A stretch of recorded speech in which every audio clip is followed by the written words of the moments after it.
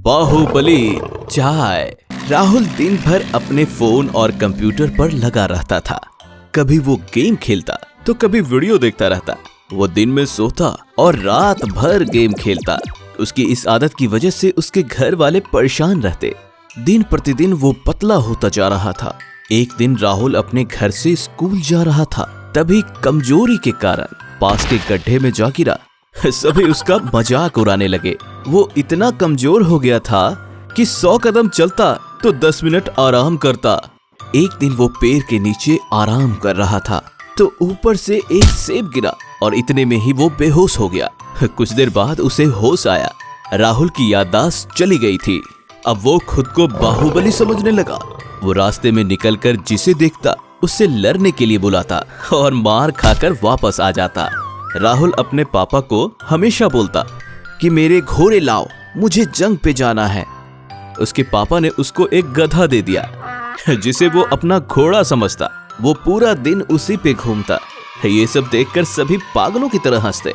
राहुल एक दिन जंगल से गुजर रहा था। वहां उसने देखा कि एक तांत्रिक कुछ उटपटांग सामग्री डालकर चाय बना रहा था। वो बहुत थक चुका था, इसलिए वह छुपकर बैठ गया और तांत्रिक का जाने का इंतजार करने लगा।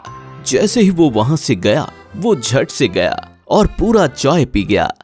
चाय पीने के बाद वो आराम से एक पेड़ के नीचे सो गया। जैसे ही उसकी आंखें खुली, उसने ऐसा महसूस किया कि वो सांड जितना ताकतवर हो चुका है। वो जैसे ही अपने गधे पर बैठा, वो बेचारा वहीं बेहोश हो गया। वो अपने गधे को उठाकर गांव की तरफ चलने लगा। रास्ते में उसको जो भी देखता चौंक जाता कि ये अचानक से ऐसा कैसे हो गया। राहुल ने देखा कि कुछ गुंडे एक गरीब किसान को मार रहे हैं। उसने उसी वक्त बिना देरी किए उन गुंडों को बहुत मारा और वहां से भगा दिया। वो सभी के नजरों में महान बन गया और सभी उसे अपना मसीहा मानने लगे, क्योंकि वहीं पर पास के गांव में एक जमींदार रहता था जो गरीब किसान को मार पीट कर जबरदस्ती जमीन अपने नाम करवा लिया करता था। उसने सभी का जीना मुश्किल कर दिया था। इसलिए सभी ने यही सोचा कि राहुल ही उन्हें उस जमींदार के अत्याचार से छुटकारा दिलवाएगा। सुबह होती है और राहुल देखता है कि वो पहले जैसा दुबला पतला हो चुका है।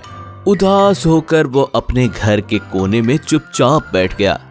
कुछ देर बाद उसने खिड़की के बाहर देखा कि एक गाड़ी में सवार होकर कुछ गुंडे गांव में आकर सभी को मार रहे हैं और बार बार राहुल का घर का पता पूछ रहे हैं।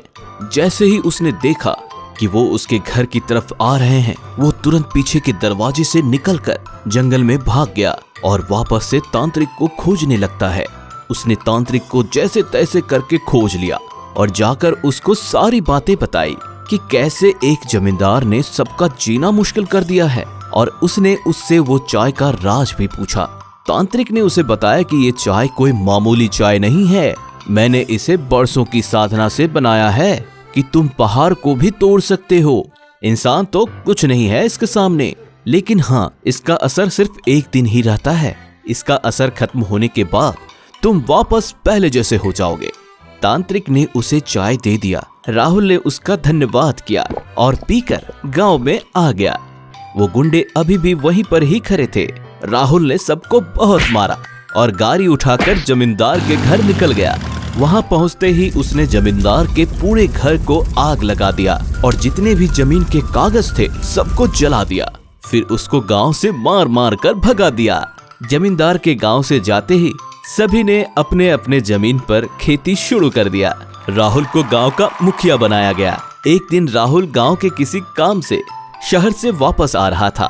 बहुत थक जाने के कारण वो पेड़ के नीचे जाकर सो गया और वापस से एक सेब उसके सर पे गिरा और उसकी आंखें खुल गई। तब उसे पता चला कि ये सब कुछ सिर्फ सपना था। उसने अपना फोन निकाला और वापस से गेम खेलने लग गया। ऐसे ही मजेदार कहानियां सुनने के लिए हमारे चैनल को जरूर सब्सक्राइब करें। धन्यवाद।